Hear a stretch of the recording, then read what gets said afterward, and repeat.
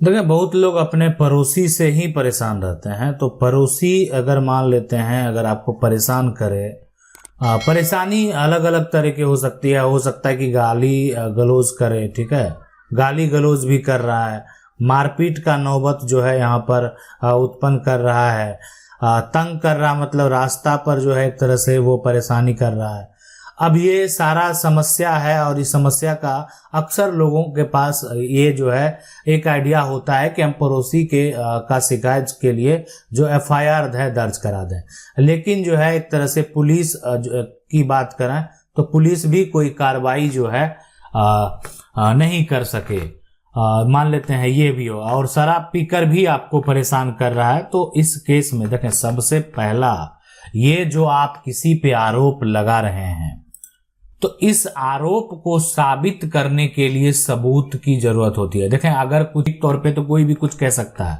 आप कहेंगे कि वो गाली दे रहा, वो हो सकता है कि आपके सामने में कह सकता है कि नहीं, आप भी गाली दे रहे थे, आप उनको गाली दे रहे थे, हम नहीं दे रहे थे। तो दोनों का बात जब एक ही तरह का होता है, तो या तो कोई सच बोल रहा है, कोई झूठ बोल रहा है, तो सबूत तो बेहद जरूरी है। और आज के समय में जो अभी डिजिटल प्लेटफॉर्म है, सबके पास जो है मोबाइल है, कैमरा है, तो उससे आप क्या करेंगे, उससे जो है एक तरह से प्रयास करेंगे कि जब वो उस तरह का कार्य करे तो आप सबूत इकट्ठा कर लें। अब देखें, सबूत अगर इकट्ठा कर लेंगे तो उसके बाद तो फिर खैर नहीं, उसके बाद जो है अगर ऐसा कोई कर रहा है तो खैर नहीं। अब क्या करना, सबसे पहले एक तो आपको एफआईआर जो है वो दर्ज करवाना है। पुलिस कोई कार्रवाई अगर नहीं कर रहा तो आपको एसडीएम कोर्ट में जो है ना, आपको करना क्या है, केस फाइल करना है। ठीक है, आपको केस फाइल करना है, आपको केस फाइल करना है एसडीएम कोर्ट में, और केस जो उसके ऊपर जो है आरोप लगाएंगे, ठीक है, तो आप जो केस फाइल करेंगे, यानी आप उसको नोटिस भेजेंगे कोर्ट से, और वो जो है यहाँ पर गाली गलौज कर रहा है, आपके पास तब सबूत है, तो आईपीसी का जो सेक्शन 294 है उसके अंतर्गत उस पर कार्रवाई किया जाएगा। अगर मान लेते हैं जान मारने का ही धमकी दे रहा है, ठीक है, तो उसमें उस केस में फिर तब तो उस पे जो धारा 500 है ना, धारा 5 से 106 जो है, इसमें ये भी धारा उसका आईपीसी का उस पर लगाया जाए, और अगर ये सही साबित होता है तो फिर उसको सजा भी हो सकता है। मान लेते हैं कोई अगर परेशान करेगा, पड़ोसी है, अगल बगल का लोग है, तंग करेगा, एक तरह करे, तो सबूत बेहद जरूरी है। आप उसको प्रूफ कैसे करेंगे, साबित कैसे करेंगे, ठीक है। अब वो भी डिपेंड करता है कि जो व्यक्ति है उसका किस प्रकार बैकग्राउंड है अपराध का। सवाल है कि सर पड़ोसी परेशान, तो क्या करें, पुलिस मिली हुई है, और जिस घर के सामने जो है यहाँ पर शराब पीकर गाली देना, पुलिस मिली हुई है, तो आप पूरा समझ गए होंगे कि आखिर आपको करना क्या है। पुलिस मिली हुई है, पुलिस क्या कर रही है उससे कोई लेना देना नहीं है, आपको बस अपना कार्य करना है। आपको जो भी करना है कानूनी प्रक्रिया के तहत करना है, आपको एक वकील से बात करना है, मिलना है, और जो कानूनी प्रक्रिया है, वो व्यक्ति जो आपको परेशान कर रहा है उसको खुद जवाब देना पड़ेगा। अगर वो वैसा नहीं करता है तो एक दिन उसका वारंट निकल जाएगा। अगर मान लेते हैं बार बार उसको कोर्ट से नोटिस जा रहा है, वो उसको एक्सेप्ट नहीं कर रहा, उस पर किसी प्रकार का कोई एक्शन नहीं ले रहा है, तो उसके आगे कुछ भी हो सकता है। अगला सवाल है कि मेरे दादा 2 भाई थे, दोनों के नाम जो है ना गरमजरुआ जमीन जो कि खतियान में रजिस्टर्ड है, लेकिन मेरे दादा के भाई ने अकेले गरमजरुआ जमीन को बंदोबस्त करा लिया है, तो मेरे दादा का हिस्सा होगा कि नहीं? बिल्कुल होगा। अगर कोई खतियान में है, ठीक है, खतियान में है, तो हक जो भी है, जितने भी हिस्सेदार हैं, हक जो होगा ना वो सभी कानूनी तौर पे सभी हिस्सेदार का होगा, ठीक है, का होगा, ये होगा। अगर ये खतियान में दर्ज है तो कोई अगर ये सोच रहा है कि नहीं इसमें सिर्फ मेरा हक हो जाएगा, तो वो पॉसिबल नहीं है। इसमें जितने भी हिस्सेदार हैं, खतियान में सभी का है ना, खतियान तो सबका है। अब गैरमजरूआ जमीन है तो वो तो ऐसा नहीं कि कोई अधिक ले लेगा और कोई कम ले लेगा, सबको समान लेना, सबको बराबर लेना है, तो इसलिए उसमें जो हक है वो एक तरह से बराबर होगा।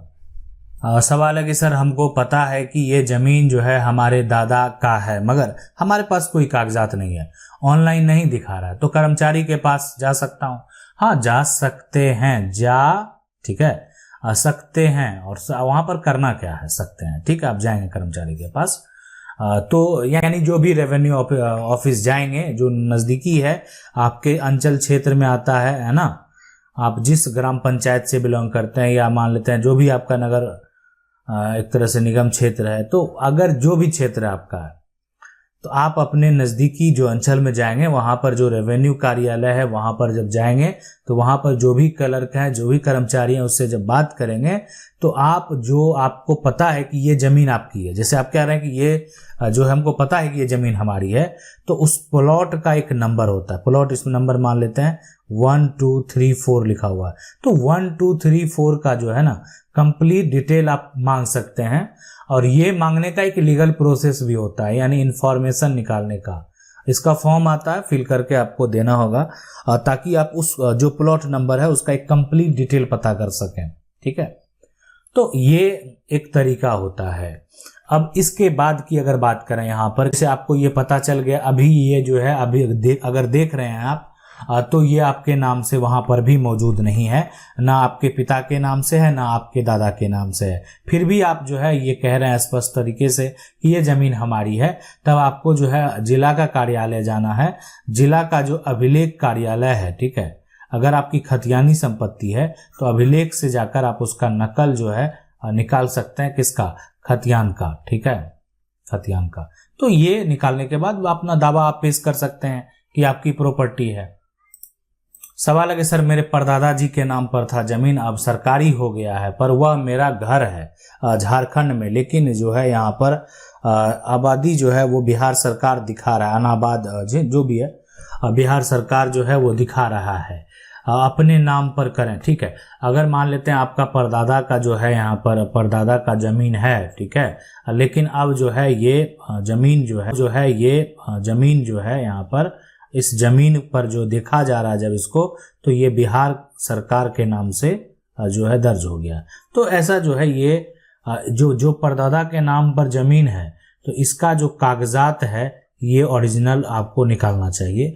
मौजूद है पास में तो कोई दिक्कत नहीं है, तो नहीं तो आप नकल निकाल लेंगे।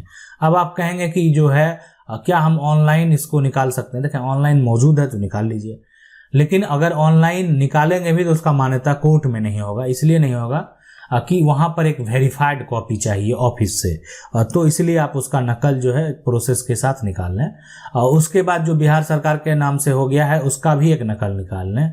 अब उसके बाद अपना क्या करना है, जो पुराना आपका दस्तावेज है उसके आधार पर आपको टाइटल का दावा करना है कि ये जमीन हमारी है, गलत तरीके से बिहार सरकार के नाम कर दिया गया है।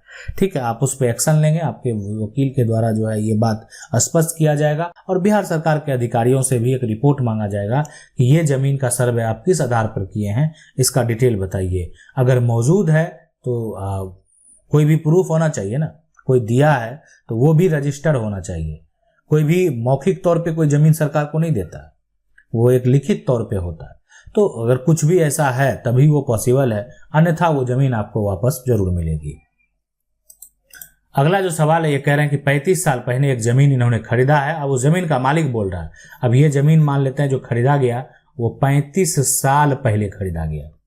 ठीक है, अब जमीन का मालिक क्या बोल रहा है? जमीन का मालिक बोल रहा है कि यहाँ पर जो मेरा 2 फुट जो जमीन है अधिक है उसका मुझे पैसा चाहिए। क्या अब उसका बोलना ठीक है? अगर उसका जमीन अधिक था तो वो 35 साल क्यों नहीं बोला?